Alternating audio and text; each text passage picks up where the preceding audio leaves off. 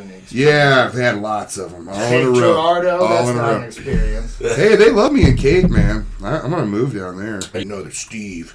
Nobody tells me jokes like Steve. Tommy Show was the only one I did. The Tommy Show was the first time I went out of the house after I stopped drinking. Who's Tommy? He's the guest, you fucking animal. Dude, you absolutely murdered that roast. That thing was so crazy. I didn't realize how well some people were going to do or how hard people were going to bomb. So, that one buddy, oh Crain. God, I can't, yeah. Yep. God, dude, he fucking... Oh, dude, he's visibly, just sweating so much, dripping off of his face. He's just the ideal, sweaty palm, oh, dude, he literally ate a dick of death. We should bring that up in the podcast. We're live now, so he just brought it You up. did bring it up. You brought it up. Perfect. So can you give me a little bit of context? Yeah, all right. So shout out to Greg Berthold. First off, we did a roast of Tommy Crain. 5 months ago or something? I think it was back in May. I want to say. All right, we did a roast of Tommy Crain. Is Tommy Crain a friend? Or It's him. Oh, you. I'm still We did a roast of Tommy That's the Crain. second time that's happened. I know. You know what? We're going for 3 though, right? Strike out. Yeah, so we did a roast of Tommy Crain, and I just thought it'd be a fun I can way. see Tommy Crain. There you go. It's big on the screen there. We thought it'd be funny to we just talked about it for years. How about that? Me and my friends would sit in rooms and we'd watch the roast, on Comedy Central and stuff, and they'd be like, how funny would it be to do a roast of one of us, where one person's name spotlighted, but it's really all of us attacking each other. And we have a pretty large friend group that is in love with each other like that. We all support, represent. I feel very lucky to have a group like this, and so it was a no-brainer to do it. I finally organized it, set it up. We got the right people; they were all ready to go and do it, and we all just made it to where we had to write at least 1 or 2 jokes about everybody on the stage, and then at the end it would just be me being attacked. But it came out to everybody was doing 15 minutes. People that had never performed comedy before are doing 15 minutes. I'm hosting it, doing my first public outing as a sober person in this bar. And the first guy that they brought up, the tall, lengthy real estate guy, Joel, dude. Joel destroyed. He had Absolutely. a manifesto writing some of the best roast jokes I'd ever heard in my entire life, let alone at this show. Unbelievable. No joke. Standing ovation. The delivery, it was he practiced this thing for either never, Yes. and it went insanely right, or for a year straight, every day. All of his inflections were down, impressive by any comedy terms. Yeah. Right? And I was basically there was a $5 cover. I'm all right, that guy was worth your $5 alone. And the next guy that came up was so drunk, scared, no idea, and he did a little dance to Mambo number 5, and then proceeded to go up there and try to tell stories about people making fun of him, but was so drunk he just trailed off. How do you make fun of another person after you dance to Mambo number 5? That's pretty much that cancels out all your He was roast. I can't go up next, and I'm you're the next on the list, bud. This is the way it goes. We have intro music for everybody. To be fair, a half hour before the show. Well, I guess not. All right. Did you? So, were you sitting in a chair, in the middle of the stage? I bought a nice chair from the Salvation Army. That was my favorite color of maroon. Oh, yeah, and we sat comfortably and watched these people. It was a roast. throne, if you will. Throne-ish. I've got a little fake plant we put up there. It's nice. But this sounds cool. It was classy, dude. It does. It sounds really good. It actually, to be 100, it went insanely well for me personally, because not only was there plenty of people that came and enjoyed it, and they and there was a fight. There was a fight right before beforehand? it. You can't lose there, right? No. A nice bar fight. Did you get some footage for World Star? That would have been great. No. Dude, there was dreadlocks ripped out. There, the guy that completely won the fight was. Did it break, or did they They come out at the root like a carrot. Yeah. He threw the guy by his dreadlocks, and 2 of them were in his hand when it left him. That's gross in a lot of different ways. Yeah, he drops him. For the guy, not a hygienic fight. No, not a hygienic fight at all. But you're gonna need a tetanus shot after that move. He's straight up. And the guy that they try to kick both people out, I'm like, listen, can we like fake kick this guy out and then let him back in because he's a roaster and he's like a he's on the dais. he's on the list, the showman's list. So wait, the guy with the dreads or without? Oh, what's funny is they both had dreads. They both. Yeah. It was so it's a you don't see this thing. often. Yeah. But it was hippie on hippie dread violence. Dread on dread violence. But there's not enough of that, honestly. Yeah, dude. There's plenty of other crime going on, but not fucking. It was, dude. It was gnarly. Real quick, as far as the actual podcast is concerned, there's a new YouTube channel that we're streaming to. It's its own dedicated channel on Radiation Island, so that'll be in the show notes below. Secondly, last week we did a podcast with Charlie Winfrey, and the absolute worst thing in podcasting could happen is the audio was fucked up and it wasn't usable. There was a horrible echo. So I don't have the capabilities now to fix it or the knowledge. I'm sending it to a friend of mine. Hopefully he can fix that, and we'll get that out. Otherwise, we're just going to have Charlie back. And the podcast also has its own website, trunkpizza.com. The fuck is that? It has nothing to do with anything. But I bought it like 2 years ago, and I bought like an 8-year plan.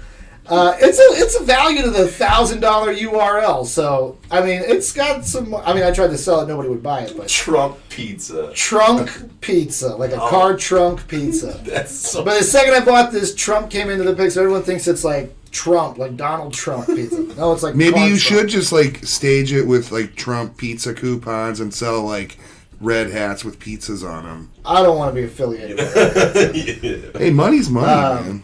You gotta pay for all these. Yeah, we're getting into. You gotta pay for all these monitors some way. So we have, if you're listening to this, obviously, because there's an audio version that comes out. I'm here, Ron's here, and then our guest is Tommy Crain. Ooh, Tommy Crain. From the band Gorilla Theory. Gorilla Theory.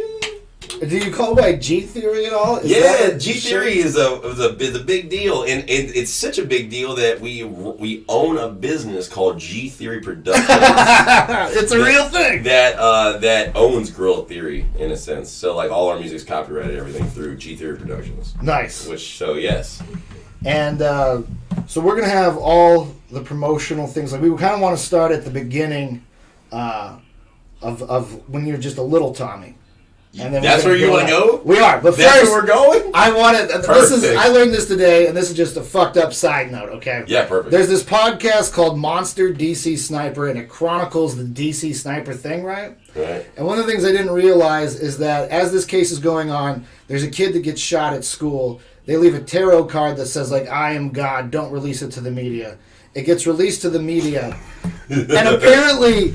Whenever like there's a big prolific case like this, one of the side things is that all these people with mental illnesses call the tip line going, I'm the sniper. It's me.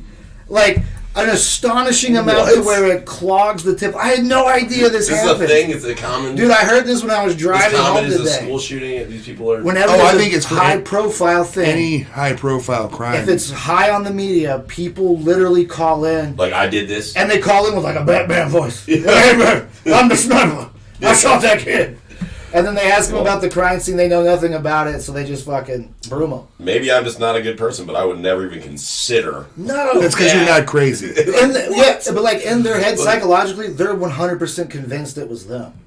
Oh, like that's even a bigger plot twist. My brain wasn't even out there. I thought you were gonna say like, yeah, they run a podcast too, and they're trying to get some likes on Facebook or something. I'm the sniper, like my podcast. Yeah.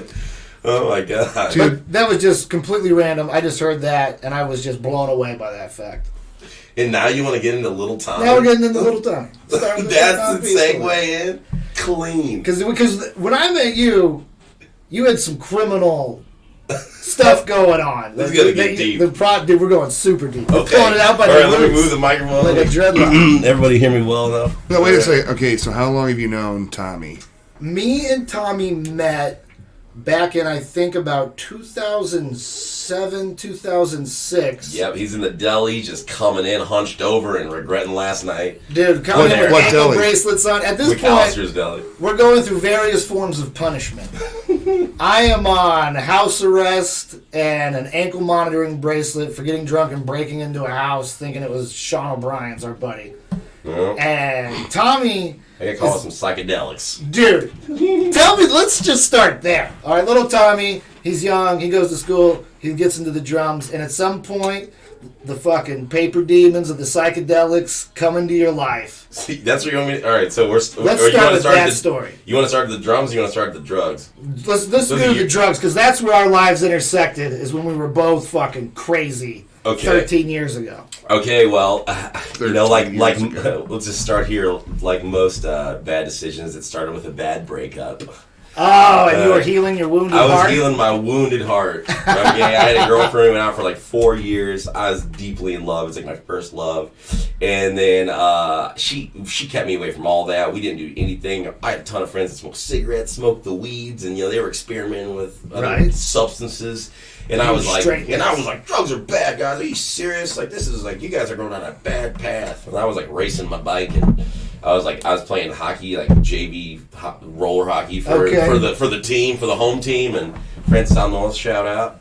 And Knights. And so like we break up, and then it was just like overflow of like bad decisions. Just like anything that you did that she didn't want you to do, you were like, I'm gonna show that. This is my chance to shine here. That's how I got into comedy. So yeah, right. So they're like selling salvia, like freaking Glad rags, which is like complete mind fuck if you like ever done salvia. Horrible drug. Yeah, like I immediately I started smoking the weeds, and I was like, man, this is way too expensive. I'm just gonna sell this and smoke for free.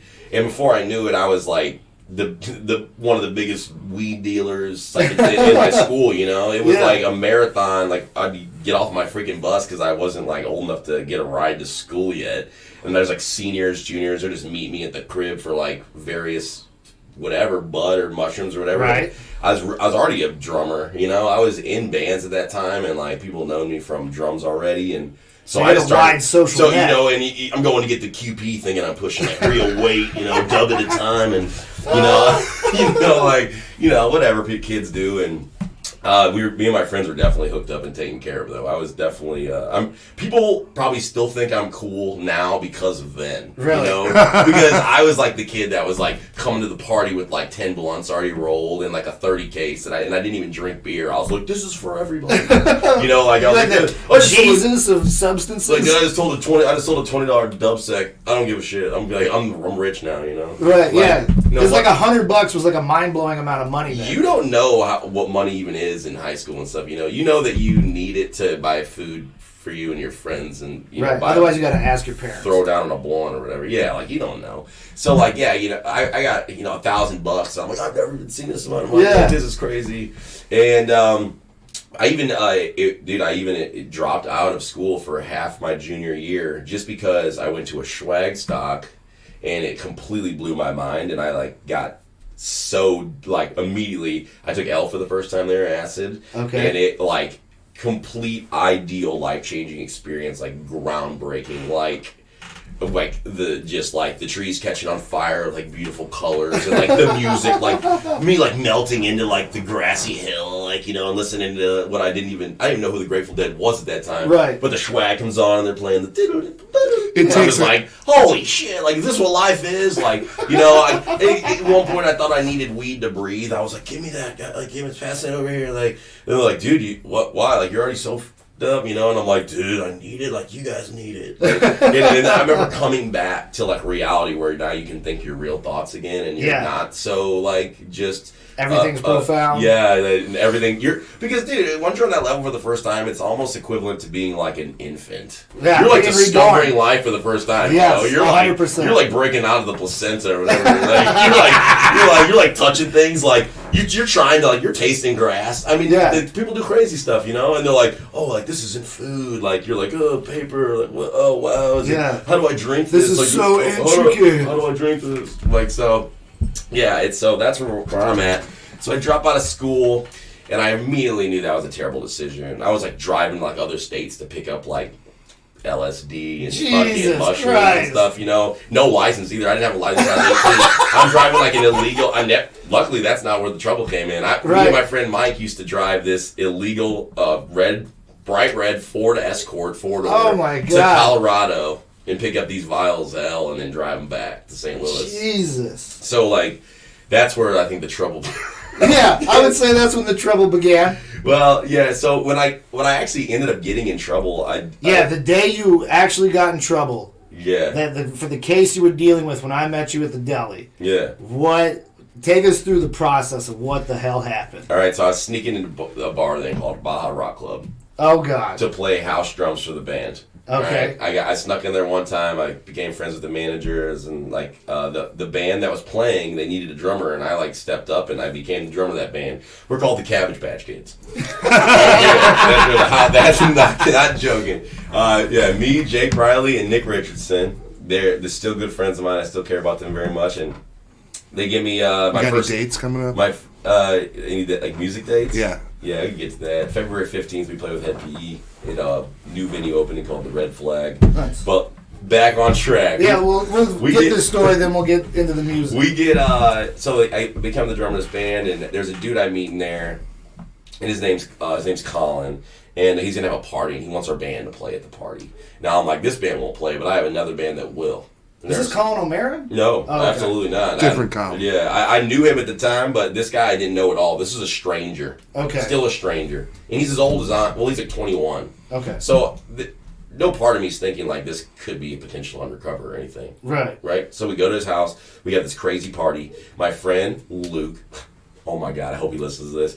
He drives his dad's Escalade, brand new Escalade, to the party, right? And he fills it full of people just enough to where, and I can put my drums in the back of the Escalade because it's a nice one, right? Right. And it starts snowing bad, and this party's in like Warrington, and so it starts snowing like crazy. So what does Luke do? We get wasted drunk on like Mad Dog 2020. He's out there fucking ripping donuts in the field. Oh no! In the field. So what does he do? I guess he decides he's gonna get some speed and do a little cyclone or something. Runs over a barbed wire fence that is like very low, just so like I guess animals don't go from like one piece of land to another. Okay. They're just like, oh, this isn't where I can't go past here. Right. So he runs it over. You can't really see it because it's snowing. It just rips through the tires. It gets caught in like the whole deal. The tow truck gets called. It gets like it limps away in bad shape. People that rode with him are like calling their buds for rides and like trying to hop in other cars that are leaving the party.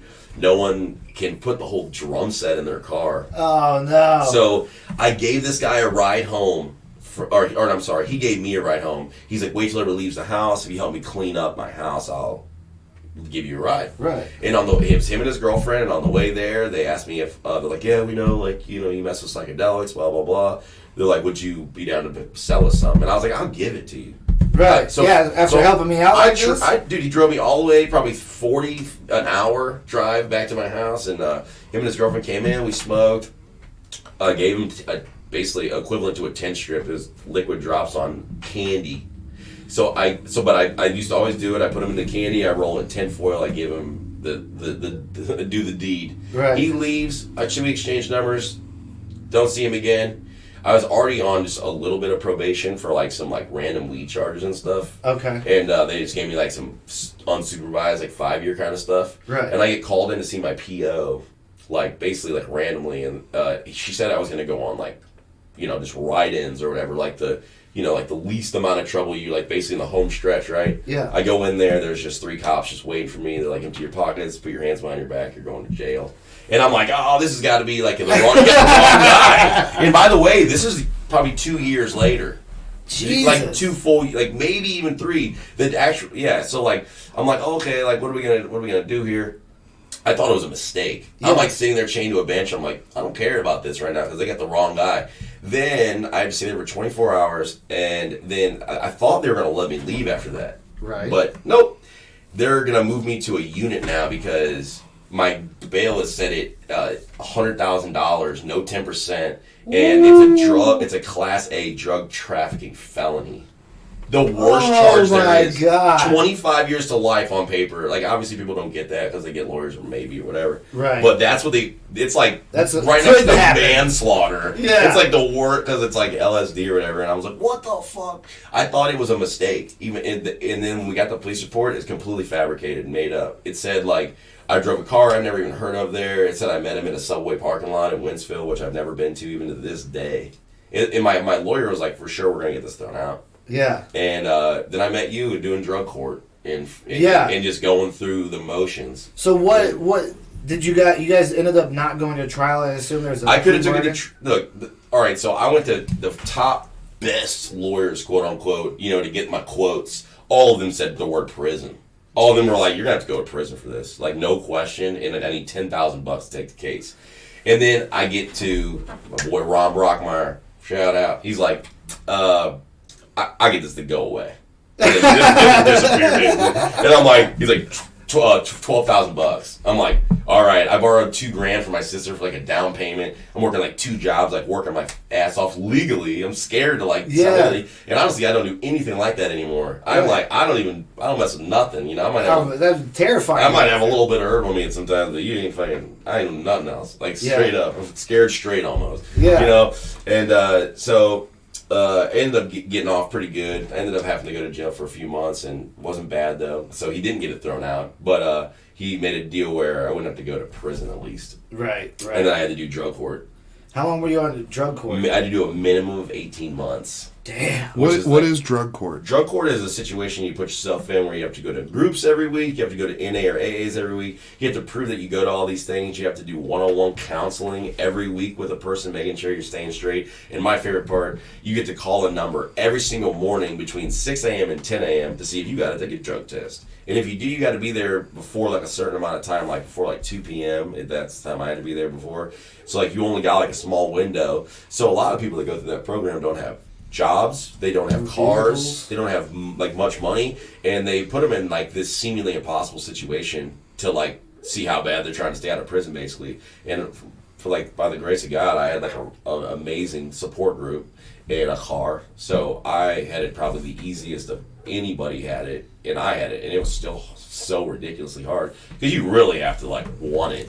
Like you're not faking a drug test every day. You can't like smoke weed and think you're gonna go like run at the gym and like pass the drug test the next day. All drink cranberry juice. Yeah, that only goes for so long. You can only buy so much fake piss. And my favorite part, second favorite part, I guess, to the drug test is that the guy watches you piss every single time. And I don't mean like he stands in the same room. I mean like he's staring level with at your. He might as well be down there like commenting on like. What shape it is. Got a lot of freckles here, bud. Dude, straight up, it's a room full of mirrors except for the door you walk in, and he stands in there with you. And you have to pay for each drug. And this is in a free country. Yeah.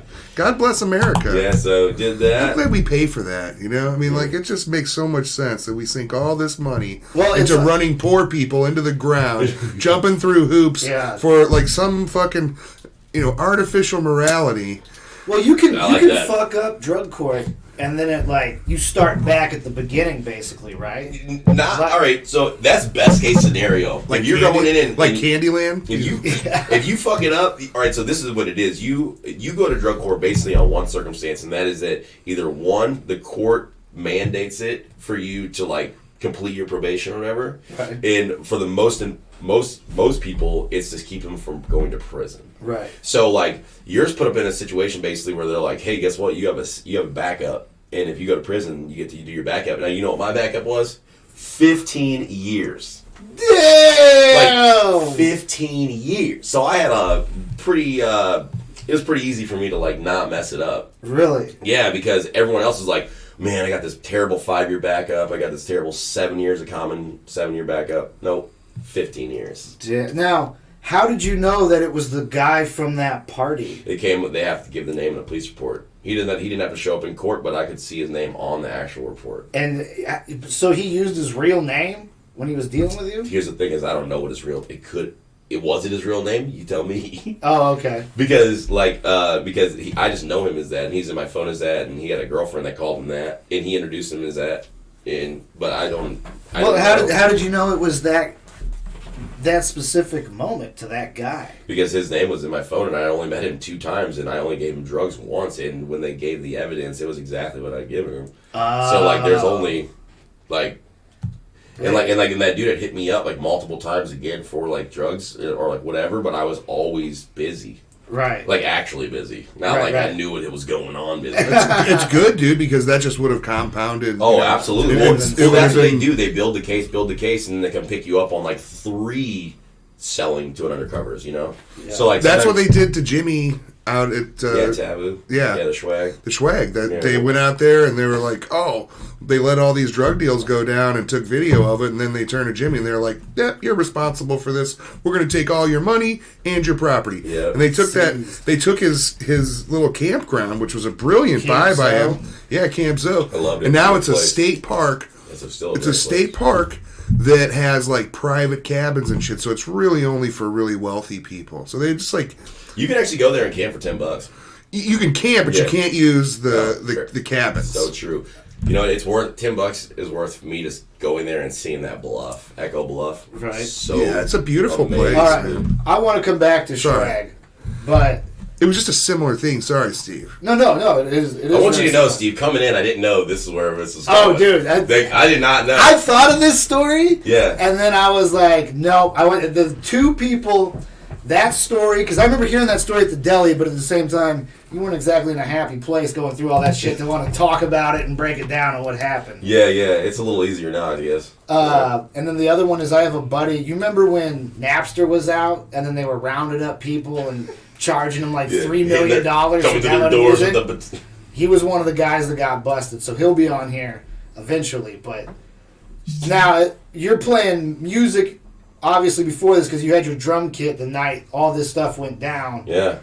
Like, when did you get introduced to music? Like, is there like a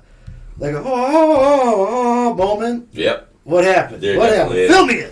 Okay, so we go all right. So should I go all the way back? All the way back. All right. All the way back. Damn. All right. Yeah. This is where we're at. So I just told the story last night for the first time in like a long time. No shit. So yeah. So I'm a refresher course last night. All right. So when I was like 5 years old, I went to my first concert I can remember. Billy Ray Cyrus. Nice. My dad asked me what instrument I would like to play, if I could play any of them. I said the drums. He's like, oh yeah, that's not gonna happen, you know. So, but what stood out about the drums? I don't know. It's just like it seemed like you know, you just want to hit stuff. You know how when you're a little kid, you just banging on pots and pans. I was like, I loved like New Year's. You know, me and my dad would go outside and I'd like beat, you know, like the pot, you know, the midnight. You're out there like with your wooden spoon. I don't know. There's a lot of things. Whooping a pan's ass. Yeah, right. Yeah, that's right. You know, and. Yeah, so I see that and I liked it, and I go home and whatever, and then a few months later, way bigger show, Garth Brooks, and my dad's like asked me pretty much the same question, like if you could do anything on that stage, what would it be? And I was like, definitely the drummer, like the drummer's killing it, and he had a way bigger drum set than Billy Ray Cyrus's guy, and I was like, man, this is huge. It was like the equivalent to probably someone like seeing Neil Peart the first time or something, because my family didn't do rock and roll, and my music was not important in my family. Like it was and it wasn't. Like my dad listened to I don't know 92 FM, you know, like country. Yeah, like WIL. And I'm going down the road, dude. And I still know all the words of those songs because it was such a thing, you know. But anyway, so like that started there. I put drum set is number 1 on my Christmas list every single year. Is number 1, go-kart number 2. They would say yeah right, and there's no place to drive it every year. Right. And then I would get like number 3 all the time, even if it was like a Sega Genesis or like they'd give me good gifts. I mean, I wasn't like a, you know, childhood was good, you know, for a while and stuff, but. Till jail. Yeah, well, until my dad passed away when I was 7. Then I get real angry. Right. But so like basically what happens now is you kind of start discovering your own music. I remember my friend showed me Weird Al Yankovic, and I like absolutely loved it. I didn't even, you know, when you're in 2nd grade, you don't know those are parodies, right? And you're like, these words are funny, and you know, another one rides the bus, and you know all this, and you know, I thought they were funny, and they are funny. I loved it. I love Weird Al still, and so we keep moving, and I remember like trading my Weird Al CD for a Green Day CD one time, and and I was immediately regretted it. I hated Green Day. I was like, you hated Green Day? I went the next day. I was like, you got to trade me back. You got to trade me back. And he was like, he did trade me back because it was his brothers that he had stolen. Oh wow! It was Dookie. And I just didn't want it. And still to this day, you're not into it? No. Okay. All right. Not a Green Day guy. No, hey, that's cool. Yeah, the pop punk isn't where I'm at. All right. You know, it's always felt poppy from their end. Like, I mean, if we're talking about like the Sex Pistols or the Ramones, I'm in. You know, like that's like raw. Right. But those guys always just sounded like a lame version of that to me. I'm not, you know. Hey, it's all about you on today, bud. Yeah. That's all right. Yeah. All right. So so. Then my sisters are older than me. I have 5 sisters. They're all older than me. One of them gets a boyfriend named Adam. Now Adam's about to like blow my freaking mind. Okay. All right. We get into 3rd grade, and he buys me a riddle box, ICP. Oh wow! I had that. And okay. this is like this isn't new then, but it's not old. Like Malenko had like just dropped in. I was like, oh my god, what is this? You know, and I loved it. And my mom was like, I'm gonna burn these CDs. You know, and you know, when you're that young, you don't have money unless you're asking your parents. You know, so like I'm like asking my mom to give me cash for lunch money because she always wrote me a check, and I can't do nothing with the check. It's 3rd grade, so like, all right, so anytime she gave me like $20 to go to the movies or something, I would just save it and go buy a CD the next day. That was like my go-to. And like so I'm getting all these CDs, and I'm discovering I have like Master P. You know, he took me to the amazing he took me to like a bunch of shows. Great Malenko tour, ICP. I went and watched that. Saw my first pair of titties, real titties that like weren't like relatives. Right. You know what I mean? Walking out, someone changing. Yeah, right. So like I'm looking at like it's just blowing my mind, and I'm like, wow, I love this environment, and like that's why I go to concerts even still now. And they took me to this one show, and the headlining band's called Head PE, but the band opening and it was called Hybrid Theory. Okay. And then the band that opened it was called the Apex Theory. And I just it's at Mississippi Nights. I'd never been in like a nightclub. I watched these bands go on. Just completely blows my mind. Like I can't even believe it. I'm in 5th grade. Yeah, I'm listening to all rap at the time. ICP, I had Master P's album, Juvenile 500 Degrees, or what is it, 800 Degrees? I don't even know. It just came out. It's got Back That Ass Up. Right. I'm in No there. Limit Tank. I didn't even know rock existed still. Like, it seriously, Weird Al was it for me. And that Weird Al and ICP. That terrible Dookie album. That terrible Dookie album. But you know what? This is about to change up big time. So, like, go to the show, completely blows my mind. I leave, I can't even believe it. I'm definitely going to try to be a drummer now. Yeah. And then it gets to, and then game changer. I go to 6th grade. Okay. And my mom hands me $20 cash for lunch that week. And I'm like, I got to save this to buy a drum set. So my first drum set is completely lunch money. Just chipping away. Just chipping away at the old. Did I do that? I did $3 a day for lunch, and I saved it underneath my mattress and my box spring, and I got a PlayStation with it. Dude, straight. So that's the only source of income. Yeah, so that's my only source at the time. So, and then what's funny is the next year in 6th grade, that exact same tour came back. But this time it was the Apex Theory. It was the Family Arena. We'll step up from Mississippi Nights. Yeah. It's the Apex Theory opening, then Head PE, and then they had changed their name from Hybrid Theory to Linkin Park. Oh, and Linkin Park had completely blown up that year, my 6th grade year. And I'm like, I remember seeing like One Step Closer on like MTV and being like, that's the guys from the bar that spot that night. Right. You know? And I bought an album from that guy. Like Chester Bennington handed me my copy of Hybrid Theory. Like, you know, like no shit. Like it's crazy to think back that like they were young and they were like, you know, now they're just out of this world, famous, you know.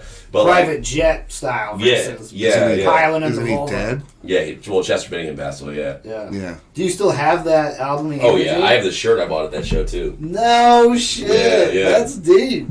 Yeah. So, so that was it, dude. I saved my lunch money, bought a drum set. It took me a year. I mean, I'm sure I was buying little things here and there with the money of your kid. You can't save all of it. But yeah, when I was in 7th grade, I called my brother-in-law. My mom used to go to the casino like one night a week, so I called my brother-in-law. I'm like, yo, my mom gave me some money to buy a drum set. Like, can you come get me? He's the only guy I knew with a truck. Right. And he's like, oh, yeah, I'm actually not doing anything right now. I'll come get you. So he takes me to like McMurray Music on O'Fallon. I thought you were going to say Guitar Center. No, not yet. Okay.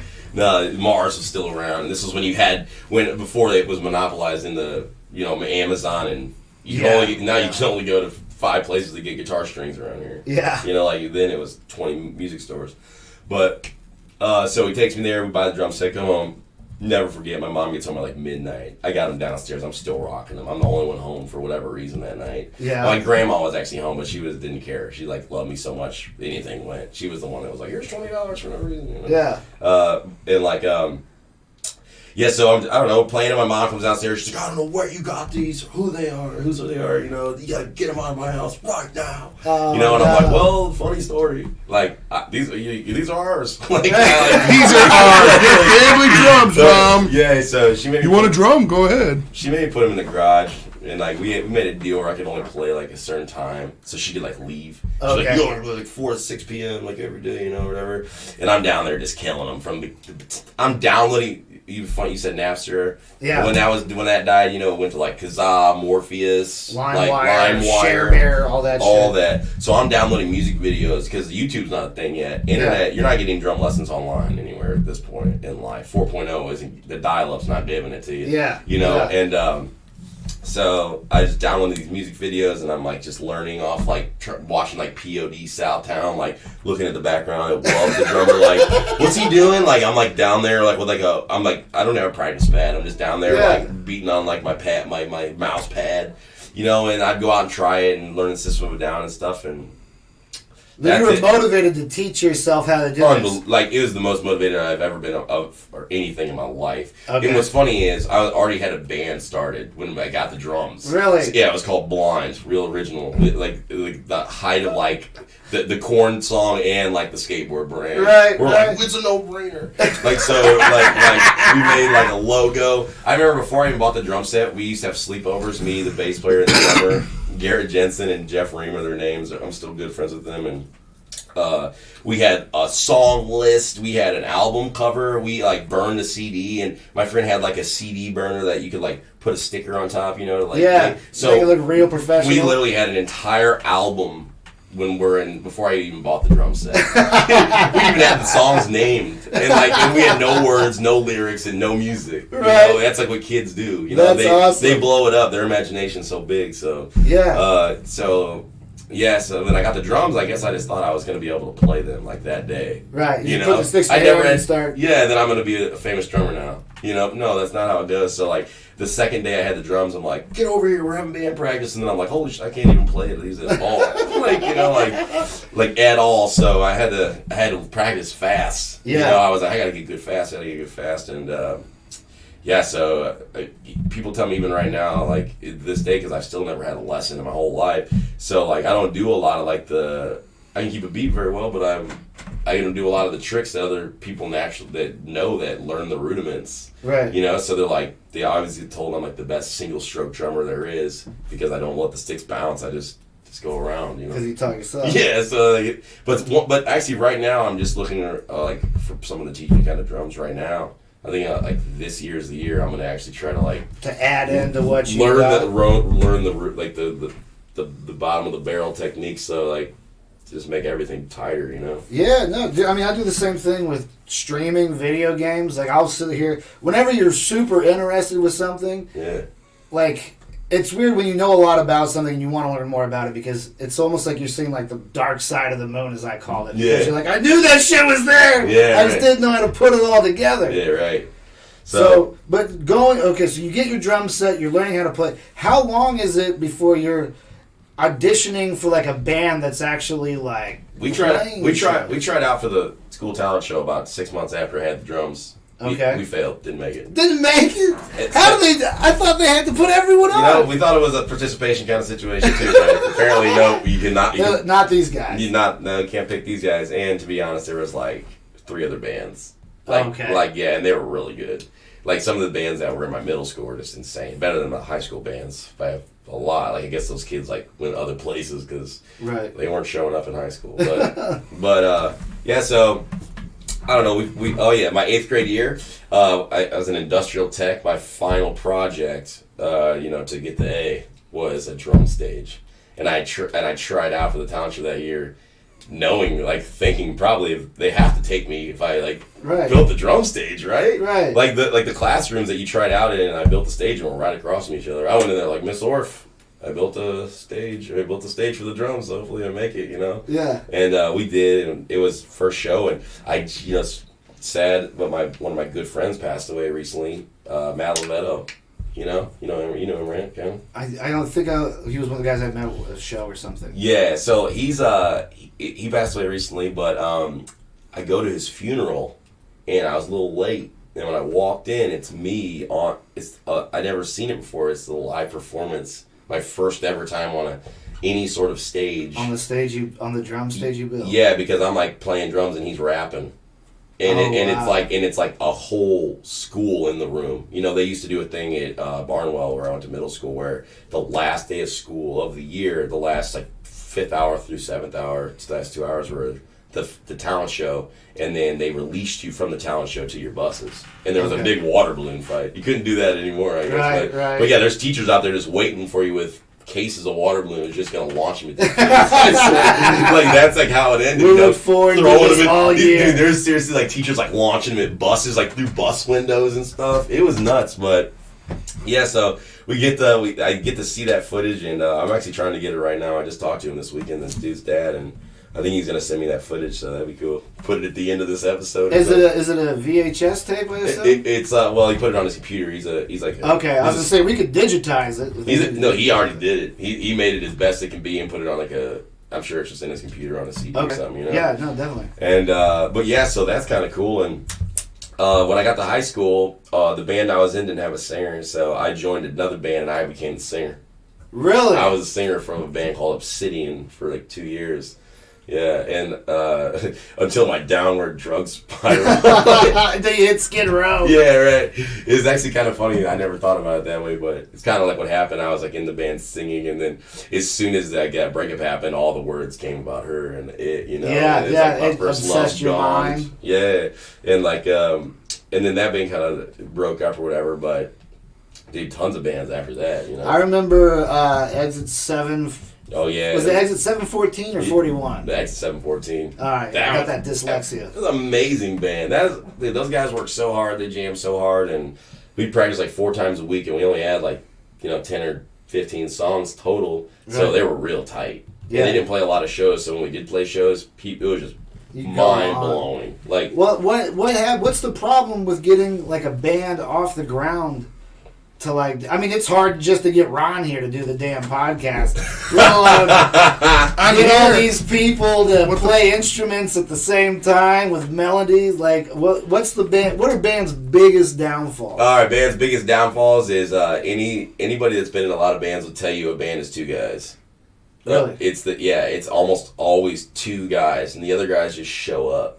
Really? I actually had this conversation last night too with my friend Jerry. He was telling me that because it's a guy that really wanted to start it, and he found a guy or 2 that also really wanted bad, right? Yeah. And then the other guys are just there to have fun, And that's the up and down of a lot of bands that all right, so there's the guy that takes it, whether he's the best musician or the worst, he wants it bad, and he wants to be on tour, and he wants to be the Chester Bennington or whoever's the most famous person. He wants to be Michael Jackson, Right.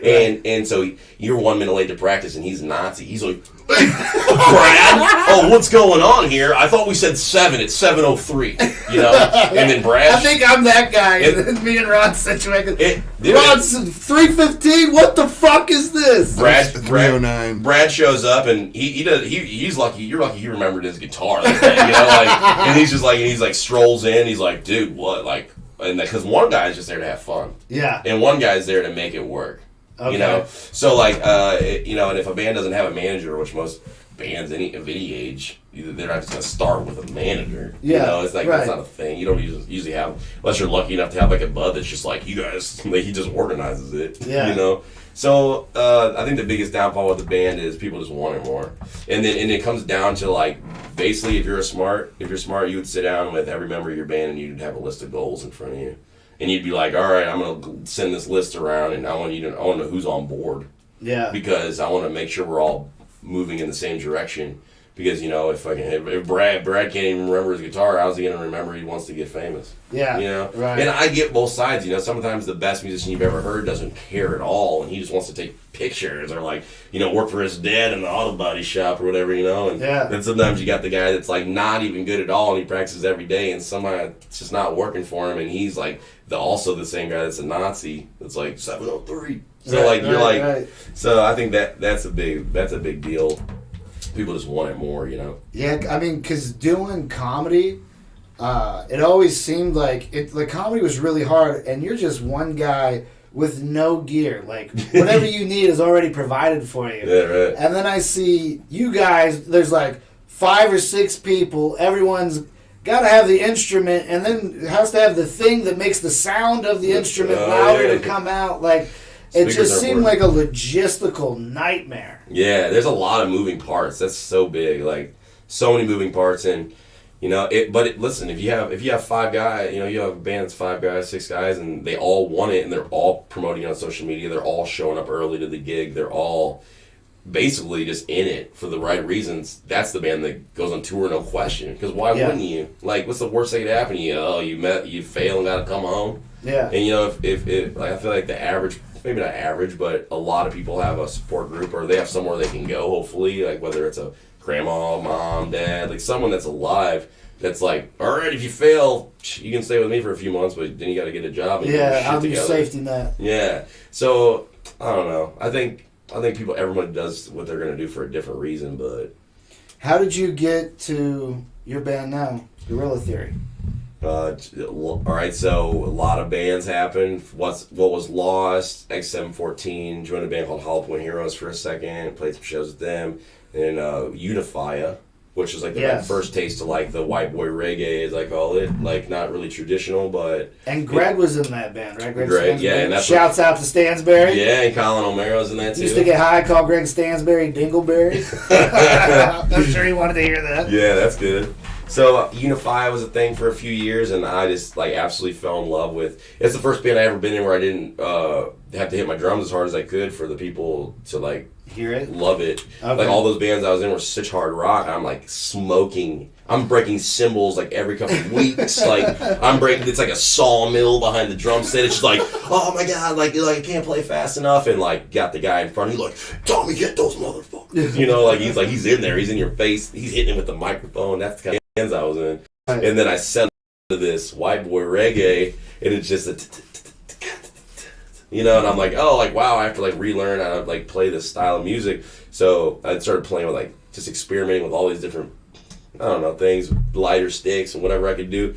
And now it's completely like changed my style into like a much more relaxed drumming style. I think a vibe. Yeah, and now right now I'm catching up on like old rock and roll. I told you earlier, like. I didn't have like a crazy uncle that showed me Led Zeppelin when I was like 6 years old, you know? This like, is Bush Beer, this is Led Zeppelin. Uncle Tony's coming over and he's going to show you he's bringing his Rush albums, you know? Like that, like Neil Peart's going to blow your mind. Like that didn't happen. So like, I'm like, as high school came and all the way through, I started listening to like rock and roll and really discovering like Rush, Led Zeppelin, and like, you know, the Doors, like all these bands like on my own, a little more on my own. And I realized that like I don't want to be in a metal band, you know. I want to be in something like I can feel a little more. So Unifier was great for that.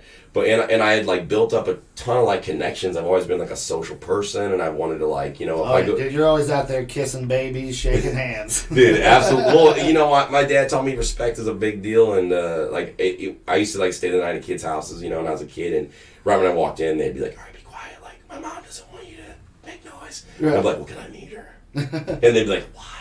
And I'm like, because this is her home. Right. You know, and I would always say hi to the parents, and like I'd do little like respectful things. And including like go to a venue, I'm like, all right, who's running the show? All right, like my name's Tommy, I'm the drummer in the second band.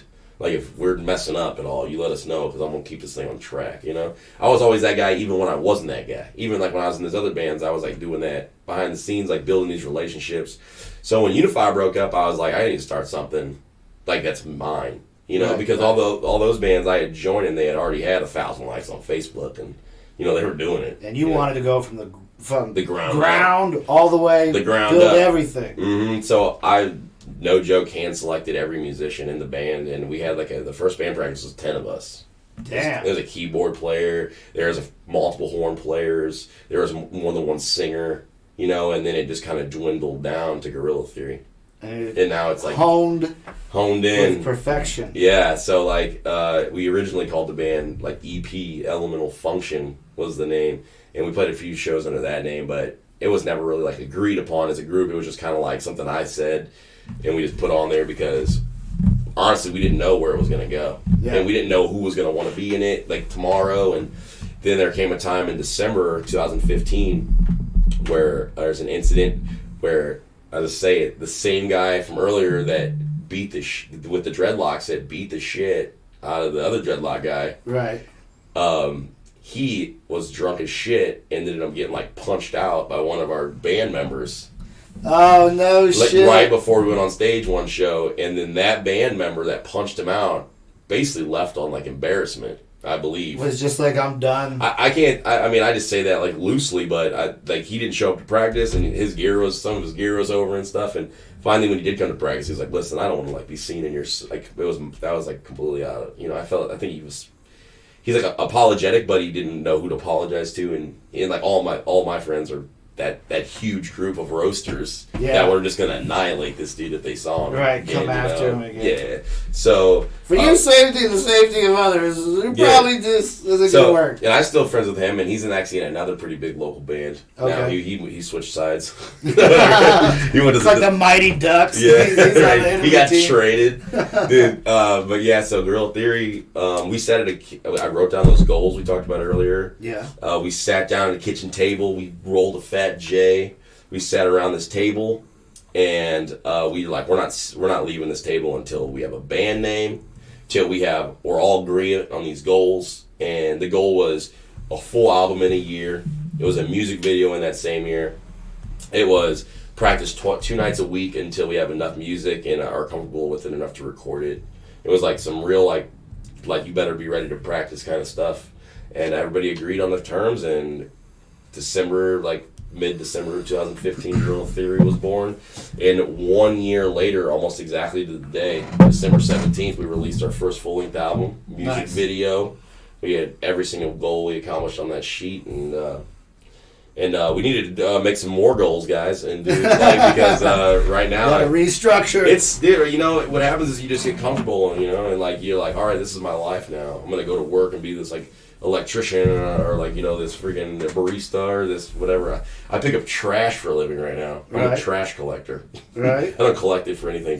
You don't take it home. I don't take it home. I don't take my work home with me. Yeah, but yeah. So I mean, it's been good. I love Guerrilla Theory, and the guys in it are so nice, and they're all really good. We're all such good friends, and we all went to the same high school, and most schools except for our 62-year-old trombone player, Brian. Right. He didn't go to our same high school, but yeah. But yeah. What kind of music does Guerrilla Theory? We call it the reggae rock hip hop. Reggae rock hip hop. That's a lot of landscape to cover. Yeah, it's if you hear, I think you can hear all the sounds very well. We might as well just add jam to the end of it because we do a lot of jamming. But yeah. So then you're a jam band too. And a really common question people say is well, what would you compare it to? And we always did the same 3 bands. Rage Against the Machine's always in there. Nice. They had those upbeats on those drums. Our singer is just unbelievable. What's funny is he gets in these moods sometimes where he will give me credit for him being the singer because basically I begged him. Really? He never sang in his life, not for a band. I'm sure he sang in the car and stuff, showers singing. Loose. But yeah, I met Philip and we hit it off pretty good, and I thought he had a cool voice. That's it. I was like, dude, you just sound cool talking. You should sing for the band. And he's like, well, I've never sang. Why would you want me to do it? I was like, you don't even have to sing. You could just talk and kind of emphasize the words, and it would sound cool without even having to work. And if you listen to Gorilla Theory, Phil's voice is just all natural, magical. I love it. I can't. Everyone says it's the next band, Red Hot Chili Peppers. People compare us to him because Phil has a very Anthony Kiedis-like voice. He's got similar qualities, like similar ranges that they hit and go through, and then he can rhyme anything with the word California. Oh, dude, I'm waiting for that Phil to emerge. I think our the third Gorilla Theory album is just going to be called. I was going to say, so you have 2 out now. No, we have 1. You have 1 out now. Geometry. I have a copy of that, Ron. You don't. Well, you didn't say anything about Gorilla Theory. I could have checked them out before I came here. Nope. Even on the way up, while I was driving here. How dare you? I could have. But gave him a listen. Your next album. Is this considered your sophomore album? It would be. Sophomore album is dropping on Valentine's Day. It took a lot of work. It took us a year to record this thing, slowly but surely. And you can't rush perfection. It's amazing. It's going to be so good. Yeah. If it drops on Valentine's Day on Spotify, iTunes Music. They want to go to the Apple. Facebook page. Yeah. That way you can choose whatever service you want to get it from. Yeah, absolutely. And we'll have links for that in the show notes down below for YouTube, and then in the show notes for the audio stuff, and also direct access to Tommy's Facebook page, so that way you can get on. And then any events that come out, I'm a talker. You send it to us, and then we retweet it out. And we're not wrapping up here. You still got to do the radiation questions. Hot 5 questions, bud. Oh, perfect. Hot 5 questions we ask every guest. Hey, the last band, there's 3 bands we always get compared to. The Rage, the Chili Peppers, and Sublime. That's it. So where does the reggae come in? I don't see the correlation. Like who's the Two Tibbert of Gorilla Theory? All right, so our horn player has been in a ton of reggae bands. So you got just the sax player, or do you have? He's a trombone. Yeah. Sorry, but yeah, he can play sax too. He's a multi-instrumentalist. He never picks it up though because the trombone is like beast instrument. He loves it, and it's a very hard horn instrument to play. And we call him Iron Lung for a reason. We don't even mic that guy most of the time. He's crazy loud. It's nuts. It's actually nuts. And Sublime is where that's the band that has like the little reggae, but it's really just the guitar, because as soon as you have the it just your brain automatically goes to reggae, especially if I'm playing a 1 drop, which is like the reggae beat. You just drop the bass on the 3rd, you know. Man, I feel like if I could pick 3 bands that doesn't sound alike at all, it'd be Rage Against the Machine, Red Hot Chili Peppers, and Sublime. Like they're each so unique, but that's weird that people get connected to. I guess it's if you're not musically trained or talented, you hear just kind of like 1 or 2 sounds, and it connects you to that, whichever one you had more exposure to. You know what's not helping our situation with that is as soon as we came out as like an all original band, we didn't really play a lot of covers, and as Gorilla Theory at least. And then we learned a bunch of covers, and people were constantly like, well, when are you going to learn some Red Hot Chili Peppers, some Sublime, and some Rage? So we know a few songs by each of those groups. So when we play shows where we incorporate a cover or 2 in, it's usually one of those bands. So it's very easy for someone, I think, to just be like, you guys sound like this band, just because they kind of heard us play it, and they heard us play it very well. Yeah. Because it's not easy to do, like, some of those voices and parts, and I think it's really Phil that, like, it pushes, like, the G Theory to the next level, like, because we're all great musicians. Steve, our bass player, is a monster. He's probably one of the best bass players I've ever jammed with. Brendan's so good. We got a hand percussionist that really complements the drum style, and then Brian on the horn, man. And all your artwork done by Pedro Velasco, who was our guest last week, as this turns out in succession. It was 29 was Pedro, your episode 30. Ron, you want to ask the top 5 questions? Damn. Sure. The hot 5? Sure. The hot 5. Steve's feeling generous. Okay, all right. Tommy Crain. These are the hot 5. They're hot. Do you believe in any conspiracy other than 9/11?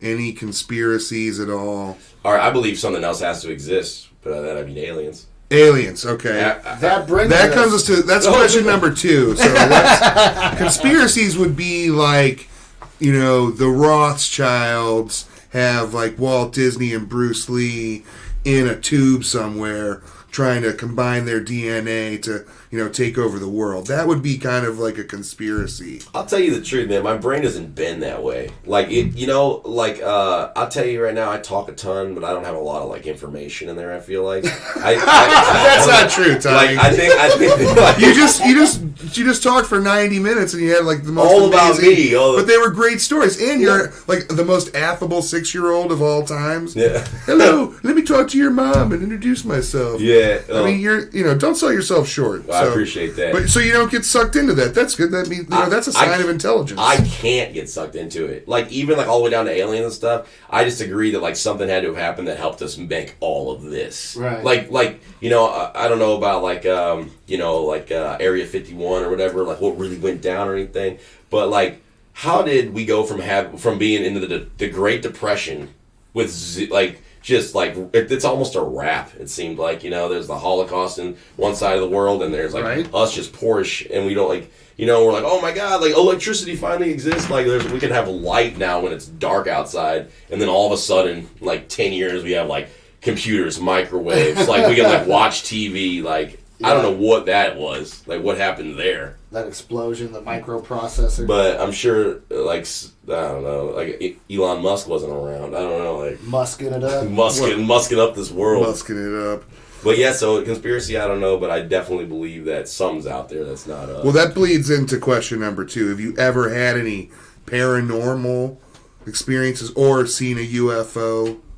Ghosts or UFOs? All right, I've seen a ton of things in the sky where I was like, that could not be like we could not have created this. I think it might have been the LSD. I don't know. It could have been. Was this before or after drug court? 100% after. Oh, after drug court. Well, that flashbacks. But what about what about ghosts? Yeah. Oh my gosh, I thought I've seen a bunch of ghosts in my life. Like but I wasn't in the room like, oh my god, and then they like disappears or anything. Like not enough to like shake me to my core or anything, Okay. But how many times in my periphery I see like a person walking up and I'm like, oh my god, and I feel like I'm pretty coherent. I'm pretty I don't leave. When I do those drugs, I'm not usually leaving the earth. Right. And what I mean by that is like I have like a pretty tight grasp on reality. Is what I'm saying. It's a little harder for me to just be a vegetable, or whatever. Yeah. Wherever people's brain goes on like any level, even whether it's drunk, stoned, or anything. I'm not usually the guy freaking out in the corner or anything. But what I mean by that is like I've been sober for a lot of these. I've been like, what the. One of the most intense things ever happened to me this last week. This has shook me harder than any conspiracy ever. I'm in. What do you got? All right, so I pick up trash right now. Yeah. Literally, I'm on the side of the road with a little stick picker and in a bag. Now, someone hit me up on my phone, and we're on the side of the highway, and I'm pretty close to my car. I park my car on the side of the road, and then I go do my round, whatever. So I'm like sitting there. Someone calls me, and I sit down. And I had my headphones in, and I'm listening to Head PE, the band from earlier, Game Changer. Right. Whenever I'm in a bad mood, I put them on, and it just takes me completely away from it. So hopefully everyone has that group or, an outlet. So I listened to the whole entire first album they have. Now, I forget that it just keeps going a lot, like many albums in like the 90s or early 2000s, where there's a secret track. Yes. Okay? Yes. So... it keeps going now. Someone calls me on my phone or texts me or whatever. So I'm like, I'm going to sit down here and take a little breather. All right. So I sit down there on the side of the road. My car's in my peripheral, but I can't see it that much. And I listen to my music so loud. Like, I don't know how I can still hear. Like, I can hear very well, I believe. I feel like, but I'm waiting for it just to like wake up deaf one day because there's only one volume in like my car stereo, and that's like as loud as I can turn it up, And so I have it so loud. And the beginning of the secret track on there is like skateboard trucks, like hitting like a vert ramp, like it's the sound. It's like if you like put a microphone on like a wheel of a skateboard and put it on like a ramp in a skate park. It's pretty loud, and or it's like a unique noise. So in my peripheral, I have my car. I'm sitting on the side of the road. And I'm looking at my phone, and I don't even know the album's still playing.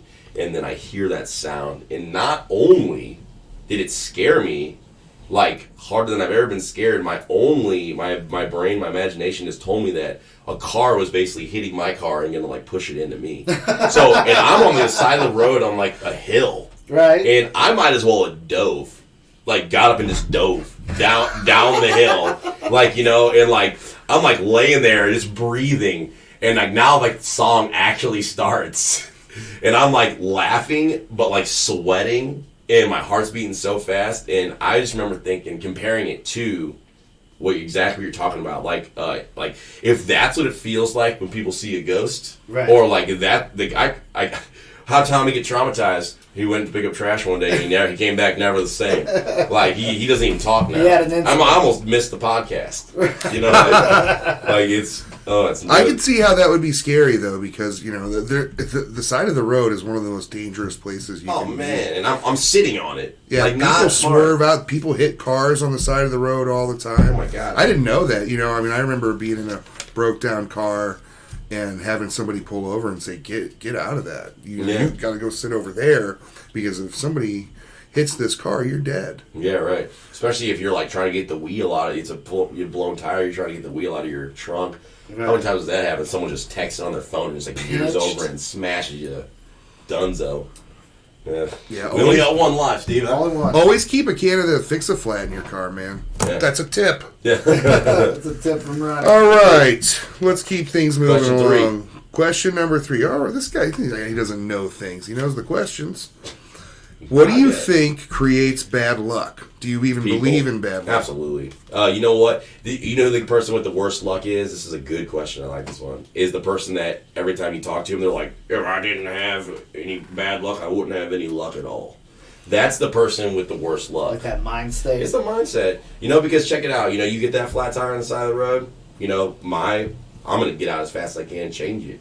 Even if I'm in the worst mood, because that's what you do. It's what I do. It's like, you fix the problem, you know? Yeah. And my brain always goes to fix that problem, but, you know, if you're laying in your bed thinking, poor me all the time, and then you get out of bed and you step into dog shit, you know, because you didn't let your dog out or whatever. Dude, if you're laying in your bed saying poor me and you step on dog shit, you better just go, wow, that's the greatest dog shit ever. Yeah. And keep going. Otherwise, fuck, man, hang yourself. Well, dude, I don't know. I'm just saying, keep a positive attitude, keep a positive, like, mindset. Like, yeah, you know, that's all you got. If you don't keep a positive mindset, you're just going to go down that hole and never come back. Dude. Nothing is going to pull you out. Nothing. And you know what? There's so many people in this world, they don't even know they're negative until you tell them right to their face. Like there's like fuck yeah. There's like some people that I've been meeting lately, especially, you know, and like I'll meet them, and everything you say goes to a negative story or a negative thing they did, and they don't even like know they're doing that. You're like, oh yeah, man, I love playing the drums. Like, oh yeah, I had a friend that used to play the drums. He died in a terrible car accident. Like you're like, oh wow, Jesus. Like my brain doesn't even go there. I didn't even ask you when your friend died. Yeah, like why do I have to feel this way? Because you decided that I needed to know this information that I never even needed or wanted. You know, like it's just like, and so it comes down to like, if you don't have anything nice to say, don't say it at all. And if you want better luck, then you got to change it. Make it. You got to make that luck. That's right. Because you know what? I haven't been out here busting my buns, you know. Luck's 90% preparation. Yeah, seriously, man. You got to be ready. You got to be ready for the race, bud. The Intimidator, Tommy Earnhardt. Tommy the Intimidator. I used to race bikes. That'd been a good nickname. Oh yeah, like BMX bikes. BMX, no motors. I did the same. Was Rad your favorite movie? I love that movie, but no, I discovered that years later. I fucking love that movie too. I love it too. One of my favorite '80s movies. Yeah, Crew. All right. Oh yeah. All right, man. What is the worst injury you've ever seen happen to someone? Dang. I don't know. One time, not related. One time we returned from a music festival, and me and my friend Luke were standing. He parks his car next to mine. It's in his driveway. We get out. There's a tree that hangs over like his whole driveway. He lives in like a pretty wooded area, and I get out of my car. We like put everything from his truck that's mine into my car. We're standing there. We're talking about how amazing our weekend was, and the most giant, bloodiest rabbit you've ever seen in your life falls out of the tree. We hear it hitting the branches first. Like the biggest hawk you've ever seen in your life that we didn't even see, but had to have like been carrying this thing or something, like, because we like, it's like, oh dude, great man, amazing weekend, thanks so much for coming, dude. I couldn't have asked for a better time to share with my friend. Bam, hits the ground. It's just like a bloody rabbit. Its head's like half missing. Like, me and him are just standing there like, what the fuck? Like, oh my god, like completely mind blown. Like, and I hope he listens to this because it was like, it was nuts. So that was an injury of a person, I guess. I don't know. One time I flipped over my handlebars and my bike, and I had a number plate that just ripped my face completely open. Ooh. I have a scar inside my mouth. I can feel it in my tongue like every day. That like from when they stitched my whole face back together. Because what happened was it was like severed like right here, but my lip like right here was like holding it together. My like where my lip like Jonas Hex. And they just like cut it and stitched the whole thing back up. Joker, man. It was the Joker Dark shit. Joker. Like, I'm very grateful that I was 7 years old, I guess, and it healed up so well because I don't have this beard because I like you can see the scars, right? You know what I mean? How did I get these scars? Yeah, right. One time when I was like 7 years old, my sister was playing Red Rover with her friends on the concrete in the front of my house in a cul-de-sac. And they sent Danny right over, who's my sister, and she comes barreling through, right? And they're, you know what Red Rover is, right? You lock the arms together, and you got to break on through, right? Well, not this time, Danielle. So she goes to break on through the other side, door style, and she hits the ground, and she hit her arm so hard on the ground that it broke it right here, and pushed her hand, her bone, completely. It bypassed her wrist and into her palm. So she could just hold her bone like this. That's fucked up. See, that's a good injury story. So she has to go to the hospital, of course. Now, in the same cul-de-sac, months later, I'm in 6th grade, and we're playing Hot Box. Me and my friend, it's my friend Scott Brady and Garrett Jensen. And if you know what that is, it's a pickle. It's baseball. It's it's 2 bases. There's a guy that starts in the middle. You get a point every time you get to a base without getting tagged out, you know? So we're going to play. Well, I'm on one side, Garrett's on the other, and Scott's running. Now, it's getting intense. Now, you know, like, it's the last round. Like, we're tied. Like, it's like the winning run. And he's in the biggest pickle of his life, you know? And we're throwing it back so hard. And then the ball hits my glove on, like, basically a fastball. We're all, like, pretty decent baseball players, I thought, for 6th graders. The ball bounces off my glove and smokes me in the eye. Now, I'm like, just like, oh man, come on, like, I gotta get the ball, and I go get the ball, and by the time I got back, they're like, oh my, dude, you gotta go inside and show your parent, we're at my house, you gotta go show your parents this. Like your eye is crazy right now. And by the time I got inside, it was so swollen that it had pushed my eye completely out of the socket, and it's swelling behind. It's seriously, we're like watching it change colors. Something looking like slop. Like, I couldn't move my eye anymore. I could only see one way, one direction.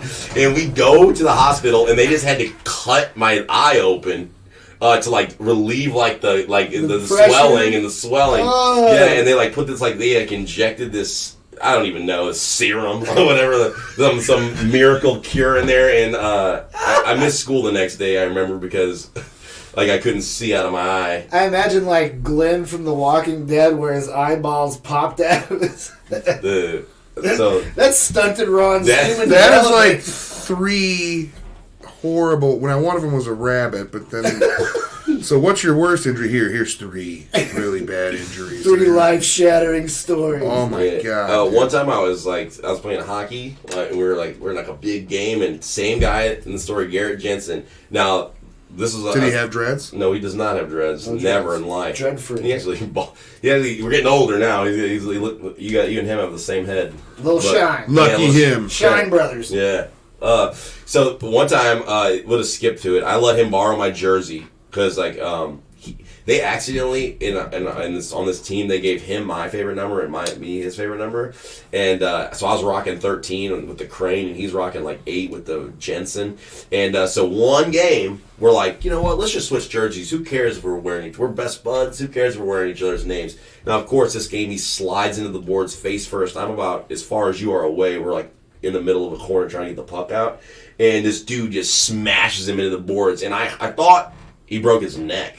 Like the sound was so loud, the crack was so loud that I was like, wow, this I stayed in the corner when they took the puck out, and I was like, you okay? And he's like, I'm fine. I just hurt my shoulder. I think I hurt my shoulder. So he finishes the shift, and he goes back, and they're like, oh, you all right, Gary? That was a pretty hard hit. And he's like, I think I'm fine. And he's doing this, and it's clicking, and he's like, my shoulder just hurts, and he's got a collarbone like me where you can like see it through the skin. Yeah. And his collarbone is completely snapped, and like you can see both bones like over each other. And I was like, oh my god, the first thing they do is just cut his jersey off. My jersey. So I had to rock Jensen the rest of the night. That was pretty bad. And I drove him to that game, so like his parents weren't there. So like they had to like leave, or maybe it's vice versa. Maybe like they had to leave me there to like drive him to the. Okay. Anyway, they had to like come back and like get me, and like we ended up going to like the hospital, and they're like, yeah, this is like the worst collarbone break we've ever seen, you know. But it was clean, and he's healed up now. So. Yeah, my friend had the same thing happen to him. Ron plays hockey as well. He's still playing. You don't play anymore though, do you? Nah. I've subbed on a team a couple times, like 2 times the last 2 years. I wouldn't say I'm a professional. Okay, yeah, Ron still recreationally plays. Yeah, I play. I'm trying Sunday Night League at Triplex or something. No, I play at he's downtown. Downtown city. Dude, man. He's like a roller city ice. thug. Roller. Yeah, I'm trying to get on team. Yeah, roller hockey is like, I've kind of discovered, is like the actual lowest tier of society. Like fucking homeless people that eat their own feces, they're all up in like roller hockey. They somehow got some skates and a stick. Because like if you tell people like, hey, do you play hockey? Oh, what kind? You know, there's like, oh, roller hockey. Oh, not real hockey. Yeah. Oh, yeah. Never mind. It's not even cold in that rink. Dude, you play roller hockey and it's like, imagine playing hockey, but it's 98 degrees outside and you're in a fucking warehouse. Yeah, right. That's made of tin. Yeah. And exactly right. you know, it's like it's 102 in there and you're wearing gear. So, roller hockey. Anyway, fuck it. Yeah. Closest you've ever come to death, which seems like a lot of the stuff you just told us, but what is specifically the closest time you've come to death? One time there was like a terrible car wreck. Like we're coming home from Union. I went to Union for a semester my senior year of high school. It's like an alternative, it's like a credit suspension school here in the great city of St. Charles. And St. Chuck, shout out. And there was like, you leave school just like any other high school where everyone just pouring out. They're trying to get home or whatever, and there was like a couple kids in our grade that used to like, they'd either race or they would just do these burnouts, whatever. Now, we're not even that close to the school anymore. We're like probably 5 or 10 miles, but most of the kids have to go the same direction. So we're all moving pretty fast.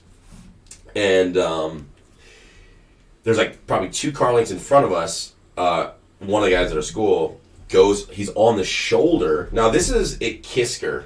It's old setup. So there was like this, it's like a pretty steep hill that comes down, and in the middle of the hill, not at the bottom, there's a stoplight. Yeah. And so you're going down this hill, and there's a stoplight at the bottom. Now, there's a dude, he's racing. We don't know that yet, but he's racing behind us, and they come around the cars in the middle lane, and they're both on the 2 shoulders. And they come back like just in time to like run this red light. Now, the cars that are crossing slide because they're like, oh my god, they're gonna hit these guys. So the guys make it through no problem, like the racers. But now there's cars like coming down the hill that are basically the cars blocking them. The car just one car smokes the one car smokes the other car, and we're the second car back. So he hits the brakes, locks him up, slides the car sideways. Now the car that's behind us, we're all going about 50 miles an hour. And so I'm in the back seat, and I'm on like the passenger side, and he slides the car, driver's side, like pointing towards the bottom of the hill, where my side is just looking straight up at the road. And there's a car going 50 miles an hour, like straight at my door, and I just never forget thinking, like, this is it. Like, this is it. And the car slides so hard it hits our back with their front and just spins them out, but not that bad. Like honestly, it was the best case scenario for where I was at in my life. Right. Yeah. And I remember getting out, breathing pretty heavy, like there, and just being like, oh my god, like we gotta go smoke a blunt. Like, holy shit, this is crazy. And our car drove away fine. Same situation though. Every day we would actually take a right on like Kisker. We'd go down to like Green's Bottom, and we would hit the jump. You know, God, where yeah, all these people have died. I mean, I bet at least 3 or 4 people just have gone to North have died on the same hill. I know when I was in high school, It's a thing to do. The girl that sat next to me, her little brother died. They hit these because what they are is essentially they're like giant drainage pipes. Yeah. But the road comes up and kind of tabletops over it.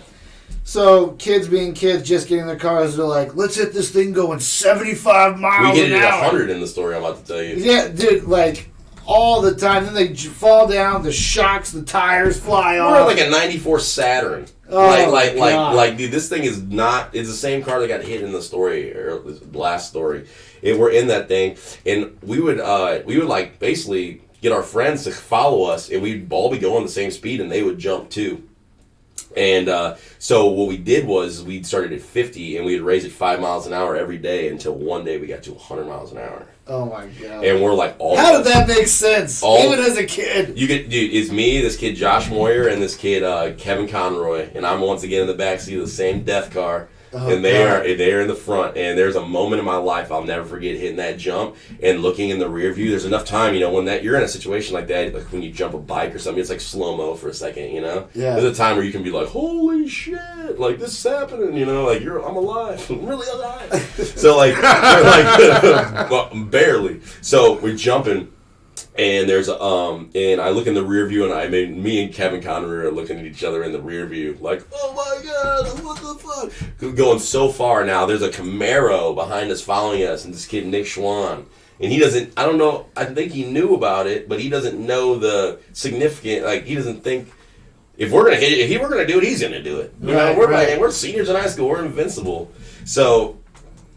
We jump the thing, and we hit, and we land, everything's fine, whatever. Never forget looking in the back. He fucking just bottoms out, all these sparks, breaks the frame in half of the Camaro.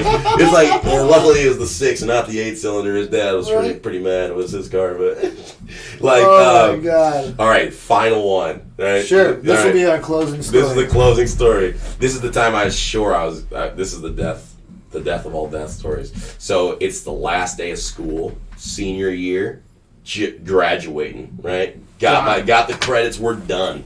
I have a girlfriend at the time, Kim Schmittendorf. We have like a little party. We have a couple drinks. I tried a mind eraser for the first time that night. I wasn't a big drinker in high school, but we took drinks or whatever, and we're doing our thing. And these dudes asked us if we wanted to go to they're all kids that are graduating, by the way. Kim's the only one not graduating that year. It's me, this I forget Caleb. I don't know. There's 4 dudes though in Kim. There's 5 of us total. Another Camaro. Oh god. This one's red convertible. All right, my friend, Jimmy is his name. He's driving it. I'm still good buds with Jim too. He's driving the car. He's gonna take us to this secret spot to smoke these victory blunts. We're gonna go smoke a blunt because we made it through high school, right? Victory blunts. Right. We got through school. We're gonna do this thing. So we're driving down. What is it called? It's just 94, I suppose. It takes you from you pass Bush Wildlife. It takes you to Defiance. Yeah. All right. So we're going down those windy roads. All right. Some of these are pretty hard turns if you're going 100 miles an hour. Right. So we're driving. He's just picking up speed. Now. We're invincible, and you're that age. It's just you don't care, I guess. Like I don't, at least didn't. And so me and Kim are sitting. There's someone in the middle, and we're sitting on the back with our feet are in the seat where our butt should be. And he's going probably like 80 miles an hour down this road, and we're like arms locked, just like loving life, just the music blasting, and the fucking the booze was I don't know. We're all feeling good. And he hits the turn, and it immediately slides out. Oh, shit. So we're out of the car already. So there's a moment where I'm grabbing Kim's arm, and it's the scariest thing ever. And I'm like, we gotta get in the car. So we get her in the seat, and then the dude sitting between us, Caleb's trying to pull me down into the seat, and it couldn't have been the second my ass hit the seat. He smokes the guardrail. Completely, I didn't know this at the time, but a Camaro is completely fiberglass. You have a metal front and back. the door, the quarter panel, side panels just shatter into a million pieces. It kind of cushioned the blow, I guess. Boom, hits the whole thing. Fucking like the car drives away from the accident, but he hits the thing going so fast and it like spins out, and I'm like hanging out of the car by the end of the wreck. And I like get out of the car and we're all just freaking the fuck out. We're like, this is like a statistic. Like this could be like a story this would be front page news. Like these 5 kids die in a car accident, 4 of them walking on Saturday across the stage. Like right. And there wasn't that many people in our graduating class, and all 4 of us went to the same school.